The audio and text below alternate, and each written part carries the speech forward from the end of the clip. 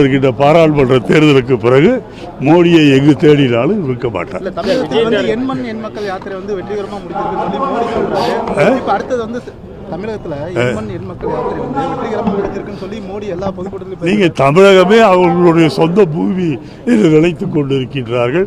தமிழகத்திலிருந்து வருகின்ற பணத்தையோ நிதியையோ வரியையோ மீண்டும் தமிழக வளர்ச்சிக்கு கொடுக்கலாம் என்று இல்லாமல் அவர்கள் அதை சுருட்டி கொண்டிருக்கின்றார்கள். 7.5 லட்சம் கோடி ரூபாயை மோடி அவர்கள் சுருட்டி இருக்கின்றார். உலக வரலாற்றில் இவ்வளவு பெரிய அயோக்கியத்தனம் லஞ்ச ஊழல் எங்கேயும் நடந்ததல்ல.